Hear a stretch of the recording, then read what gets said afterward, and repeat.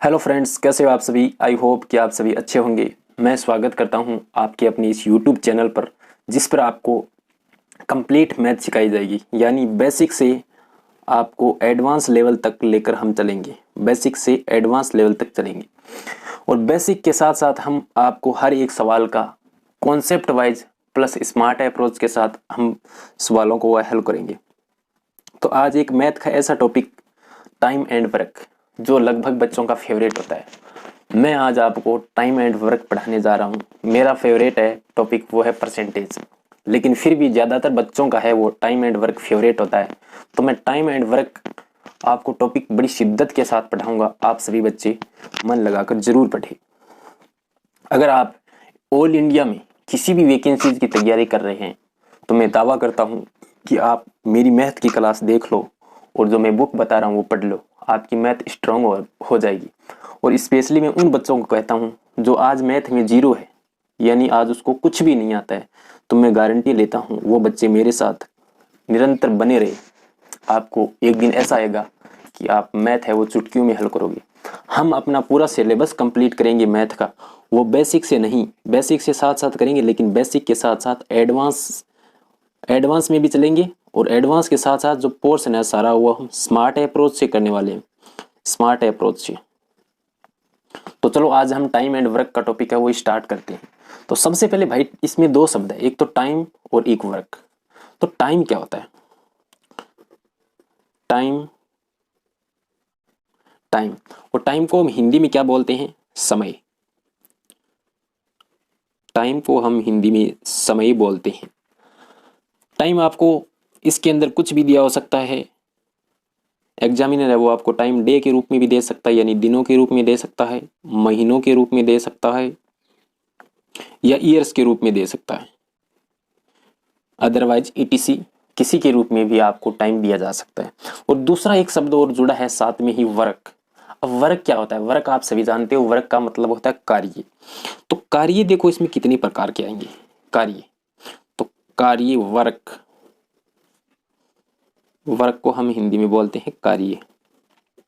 देखो यहां पर अपने इस टॉपिक के अंदर दो प्रकार का कार्य होता है। गुरुजी दो प्रकार का कार्य कौन कौन सा होता है? तो एक तो कार्य होता है मेरा पॉजिटिव, एक तो मेरा पॉजिटिव वर्क और एक होता है मेरा नेगेटिव वर्क।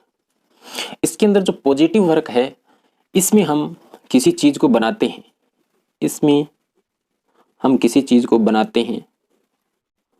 और इसमें नेगेटिव वर्क के अंदर किसी बनाई हुई चीज को हम उधेड़ते हैं या उखाड़ते हैं, या हम इसको बोलते हैं डिमोलिश करते हैं, यानी डिमोलिश करना।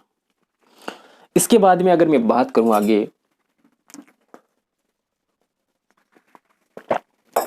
तो जिस प्रकार पूरी अर्थमेटिक की जान होती है परसेंटेज, इसी प्रकार से पूरे टाइम एंड वर्क की जान है वो होती है एफिशिएंसी।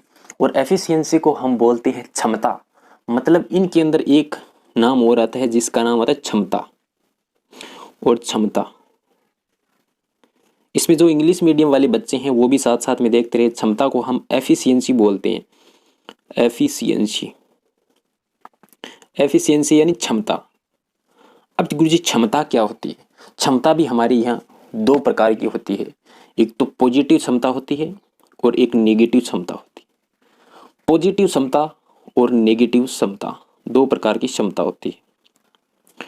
वो पॉजिटिव क्षमता किस प्रकार की पॉजिटिव होती है और किस प्रकार की नेगेटिव होती है, जैसे जैसे हमारा टॉपिक आगे बढ़ता जाएगा हम खूब सारी बातें करेंगे। तो मैं आपको बेसिक एकदम जीरो से हीरो बनाने की कोशिश कर रहा हूँ। तो आगे देखो गुरुजी, ये क्षमता है, ये क्षमता को निकालते कैसे हैं, टाइम को कैसे निकालते हैं, वर्क को कैसे निकालते हैं, इसको आप हमें थोड़ा सा डिटेल से समझाओ। तो मैं आपको बिल्कुल बताता हूँ कि इस टॉपिक के अंदर अगर आप टाइम एंड वर्क का टॉपिक सीख रहे हो तो आपको एक चीज़ आना बेहतर रूप से चाहिए, वो है एलसीएम। एलसीएम है वो आपको अच्छे से आना चाहिए। तो सबसे बड़ी बच्चों के बहुत सारी ये समस्या होती है, जो आर्ट्स वाले और आर्ट्स कॉमर्स वाले जो स्टूडेंट्स होते हैं, इनके मैथ का सबसे बड़ा लफड़ा रहता है। तो बहुत सारे बच्चों की ये समस्या रहती है एलसीएम वाली। तो एलसीएम कैसे निकाले, तो मैं आपको शॉर्ट में बताता हूँ, ज़्यादा लॉन्ग टर्म में हम नहीं चलेंगे। एलसीएम, जैसे मान लो आपको 5 और 5 और 12 का एलसीएम निकालना है। तो 5 और 12 का एलसीएम आप कैसे निकालोगे? तो एलसीएम को मैं आपको शॉर्ट मेथड भी बताऊंगा, स्मार्ट अप्रोच से भी हम एलसीएम करेंगे, लेकिन एक बार हम क्या करते हैं, बेसिक से करते हैं। बेसिक एक बार से हम बेसिक कर लेते हैं, उसके बाद में स्मार्ट अप्रोच भी इसके अंदर हम लगाएंगे।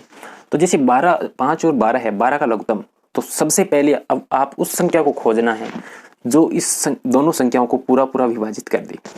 तो वह छोटी से छोटी संख्या खोजो दो इन दोनों संख्याओं को विभाजित कर दे। तो मेरा मानना है कि दो संख्या तो इसके अंदर कोई नहीं है। जब भी आपको दोनों संख्याओं को एक कॉमन संख्या विभाजित करने वाली ना मिले तो आप डायरेक्ट इसको गुना कर सकते हो।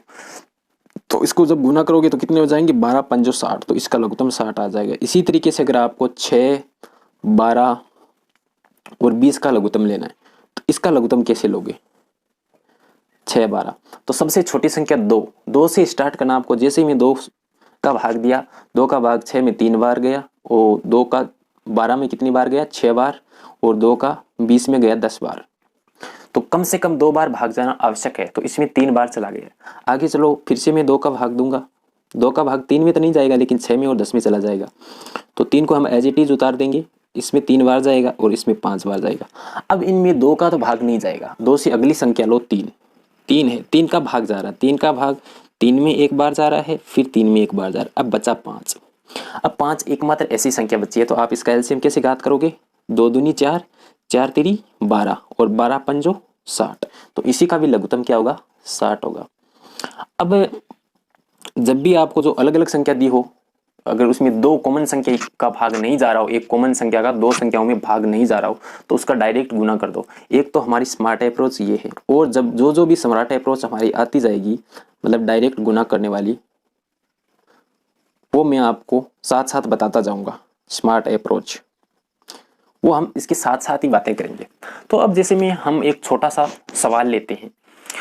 अब मैं एक छोटा सा सवाल क्या लेता हूं, देखो, जैसे मान लो कोई व्यक्ति है ए, जैसे मैं आपके सामने एक एग्जांपल लेता हूं, कोई व्यक्ति है ए, वो ए व्यक्ति किसी कार्य को 5 दिन में करता है। ए व्यक्ति किसी कार्य को 5 दिन में करता है। एक व्यक्ति है दूसरा बी, जो किसी कार्य को 10 दिन में पूरा करता है, 10 दिन में पूरा करता है। इसी प्रकार वो कार्य को समाप्त करते हैं। अगर मैं आपको ये क्वेश्चन पूछूं कि अगर ए और बी दोनों मिलकर इस कार्य को करें तो कितने दिनों में कर देंगे, ये आपको क्वेश्चन पूछा गया। तो इस क्वेश्चन को एक तो हम बेसिक तरीके से करेंगे और एक एडवांस मेथड लगा के, या बोले तो हम स्मार्ट अप्रोच के माध्यम से इसको हल करेंगे। तो देखो हम इसको हल कैसे करते हैं आगे। जैसे ए और बी, तो मैंने सबसे पहले आपको एक बात बताई थी कि ये टॉपिक सीखने के लिए सबसे पहले आपको एलसीएम आना काफी हद तक जरूरी है। तो इसका एलसीएम देखो, पहले तो 5 और 10 का एलसीएम बताओ कितना आएगा, तो यहां से निकाल लो 5 और 10 का एलसीएम। 5 और 10 का अगर मैं एलसीएम निकालूं तो मेरा 5 का भाग जाएगा, 5 का भाग इसमें एक बार जाएगा और इसमें 2 बार जाएगा। अब आगे और कोई संख्या नहीं बची है, तो इसमें हम 5 को 2 से गुना कर देंगे, कितना आ जाएगा 10, तो इसका लघुत्तम आएगा 10। एक बार हम बेसिक से ले रहे हैं, इसके हम डायरेक्ट लघुत्तम भी ले सकते थे, तो एक बार मैं आपको बेसिक से बता रहा हूँ, फिर एडवांस लेवल तक हम आपको लेकर चलेंगे। अब जब 10 का लघुत्तम आ गया तो ये तो इसका टोटल वर्क है, यानी इसका टोटल वर्क है। हाँ, एक बात और, मैंने एफिशिएंसी का आपको सूत्र नहीं बताया। जैसे हम क्षमता निकालते हैं किसी चीज़ की, तो क्षमता कैसे निकालते हैं, क्षमता, जब भी आपको किसी चीज़ की क्षमता निकालनी हो तो टोटल वर्क दिया हो ना आपका, टोटल वर्क, आपको टोटल वर्क के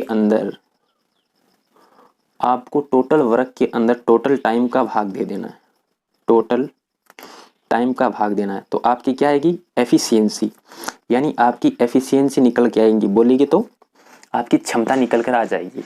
तो जैसे ही मैंने यहाँ पर मेरे पास टोटल वर्क है, इसका कितना है 10, तो टोटल वर्क, तो टाइम टेकन बराबर वर्क अपॉन एफिशिएंसी। अब एफिशिएंसी तो हमें इससे निकालनी पड़ेगी, तो गुरुजी एफिशिएंसी कैसे निकालें, तो एफिशिएंसी देखो, ये 5 दिन में 10 मटके बनाता है और ये 10 दिन में 10 मटके बनाता है, ठीक यही बात है। तो इसकी एफिशिएंसी कितनी है, इसकी एफिशिएंसी 2, यानी ये 5 दिन में 10 मटके बनाता है, तो एक दिन में कितने मटके बनाएगा। मान लो उदाहरण तय ये मटके है, आपको 10 मटके बनाने हैं, तो उदाहरण मैंने लिया मटके, तो ये अगर 5 दिन के अंदर 10 मटके बनाते हैं तो 1 दिन के अंदर 2 मटके बनाएगा। ये 10 दिन के अंदर 10 मटके बनाता है तो 1 दिन के अंदर 1 मटका बनाएगा। ठीक, अब देखो इसकी एफिशिएंसी कितनी है। टोटल वर्क मेरे पास कितना है 10, और मेरे पास टोटल एफिशिएंसी कितनी है। एफिशिएंसी आपको ए और बी दोनों की पूछी गई है, ए और बी दोनों की। तो इसकी एफिशिएंसी कितनी होगी भाई, 2 और 1 3। तो ये इस कार्य को कितने दिनों में पूरा करेगा, 10 सही 3/10 में। या फिर आप इसको भाग देकर ऐसे भी लिख सकते हो कि जैसे मुझे 10 के अंदर 3 का भाग देना है, 1 3 3 2 3 6 3 3 9 और 1 शेषफल रहा, तो भाग कितनी बार गया, 3 बार, 1 शेषफल बटा 3 लेज। यही आपका आंसर आएगा। अब अगर मैं कहूँ आपको कि इसी सवाल को मुझे स्मार्ट अप्रोच के साथ करना है, स्मार्ट अप्रोच, ये तो मेरा था बेसिक, ये तो था मेरा बेसिक